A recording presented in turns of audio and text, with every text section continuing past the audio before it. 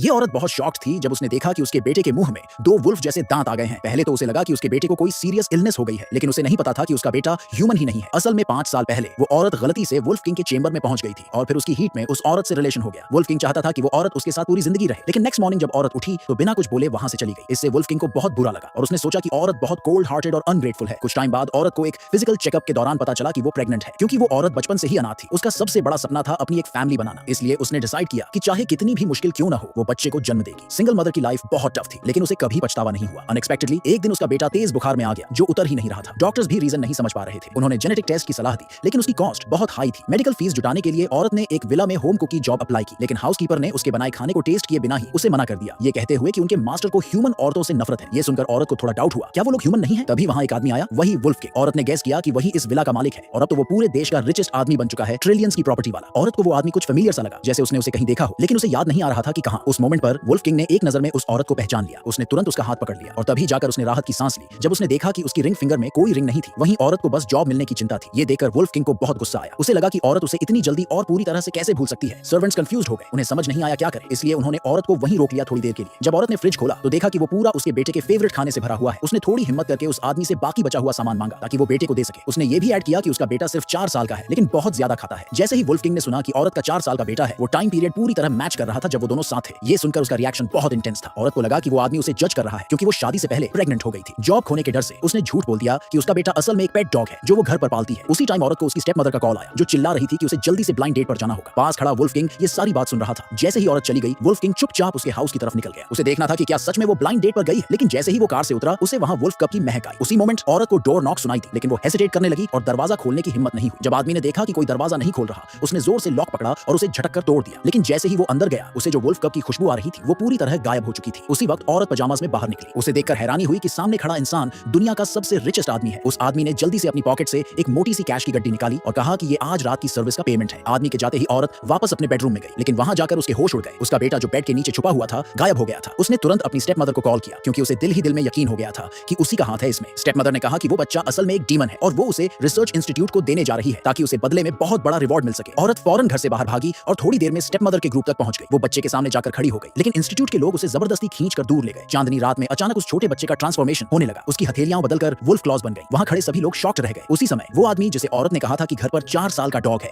उसे कुछ गड़बड़ लगने लगी। उसे याद आया कि उस दिन उसके घर पर न कोई डॉग दिखा था और न ही उसकी स्मेल आई थी। अब डाउट से भरा हुआ उसने तुरंत अपने असिस्टेंट को भेजा कि जाके दोबारा चेक करो। उधर औरत की हालत बिगड़ती जा रही थी। रिसर्च इंस्टीट्यूट के लोगों ने उसके बेटे को जबरदस्ती उठा लिया था। औरत बुरी तरह लड़ रही थी अपने बेटे को बचाने के लिए, लेकिन एक स्टाफ ने उसे जोर से धक्का देकर जमीन पर गिरा दिया। उसी क्रिटिकल मोमेंट पर वो आदमी वहां टाइम पर पहुंच गया और फिर वो ट्रांसफॉर्म होकर बन गया असली वुल्फ किंग।